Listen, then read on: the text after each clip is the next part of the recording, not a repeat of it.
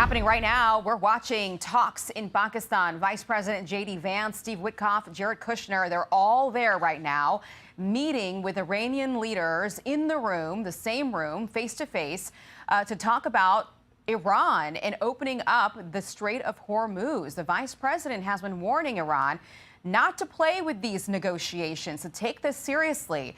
And it comes as we enter the first weekend of that ceasefire. It's still holding, but it's fragile. Lucas Tomlinson is live in Islamabad. He's there close by to where this is happening, and you're monitoring the talks. Lucas, have you heard anything, any readouts yet? Not yet, Aisha. Both sides have been pretty tight-lipped, and those talks have stretched more than 2 hours before taking a break for dinner. Vice President J.D. Vance leading the American delegation with Iran here in Islamabad. Talks mediated by Pakistan, and the U.S. goals are clear. You mentioned some of them. Open the Strait of Hormuz, end Iran's nuclear program, and end the war. You asked President Trump about opening the Strait of Hormuz yesterday.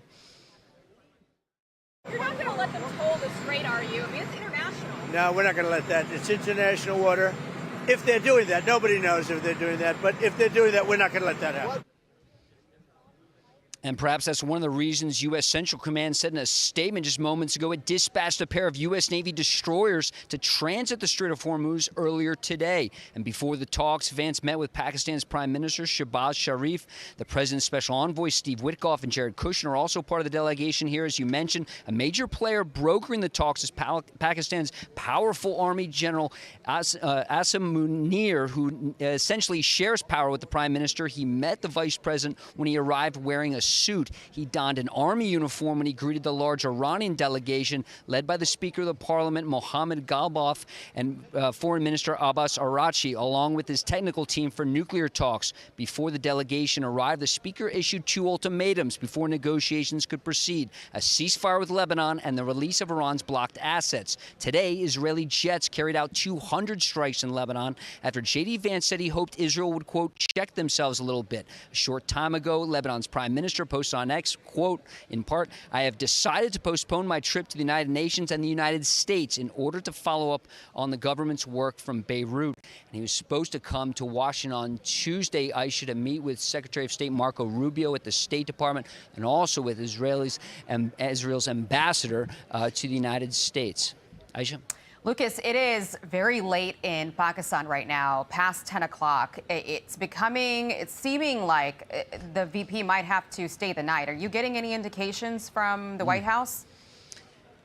There are some indications the vice president could be spending the night here, of course, for security purposes. The U.S. delegation is keeping that very close. But the vice president is still here in Pakistan, and that says a lot that these talks have gone on for so much time, Aisha. So that's clearly probably an indication of a good sign on how these talks may proceed. Perhaps we could get some good news, and they could stretch into tomorrow. Yeah, we'll see. Lucas Tomlinson live for us in Islamabad. Lucas, thank you very much. For more on these negotiations, let's bring in House Intelligence Committee Chairman and Arkansas Congressman Rick Crawford. Chairman, thank you so much for joining us. I want to get to the talks in just a second, but at the same time, the White House alerting us, CENTCOM alerting us, that there are now 2 Navy destroyers, Navy-guided missile destroyers, conducting operations in the Strait of Hormuz.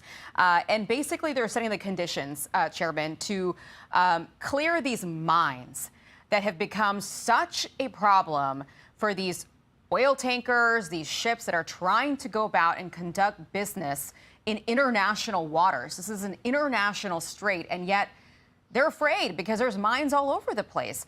Give me your read on what CENTCOM just put out here.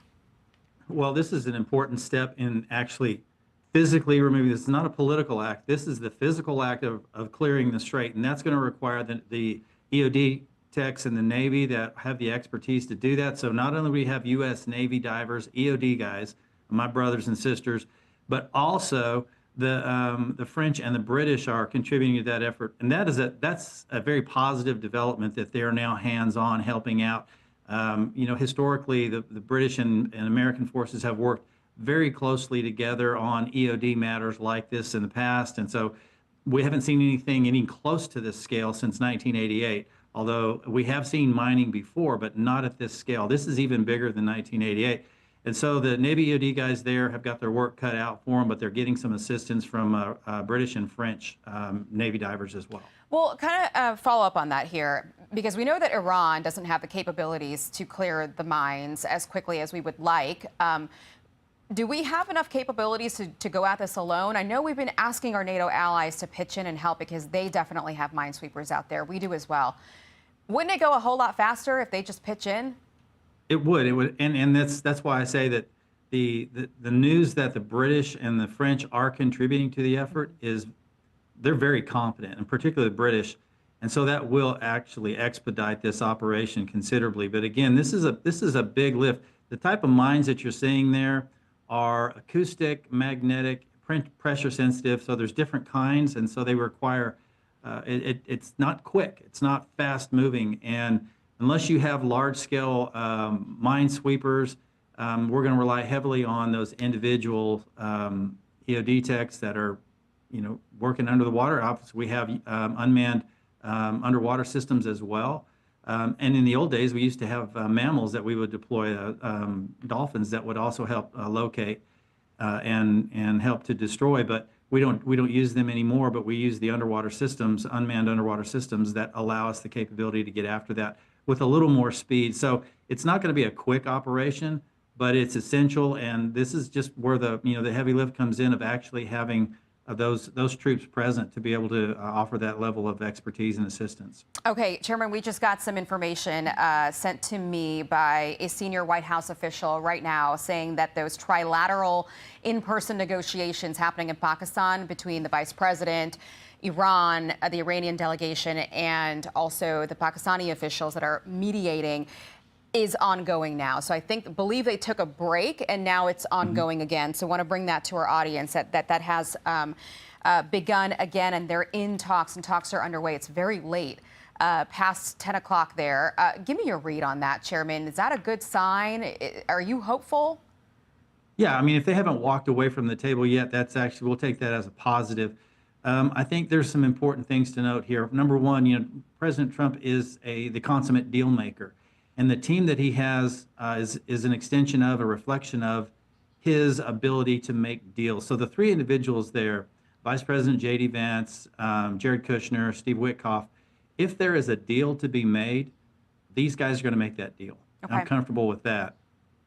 Well, we're talking about NATO a bit, and the President and Secretary of State Marco Rubio have both said that, when this is all over, you might have to take a look at our relationship with NATO, especially because they haven't really come to our aid, our help in securing the Strait of Hormuz just yet in the way that the president would like them to. This is Senator Andy Kim blasting the administration, saying, look, if we're going to leave NATO, it's got to be an act of Congress. Watch.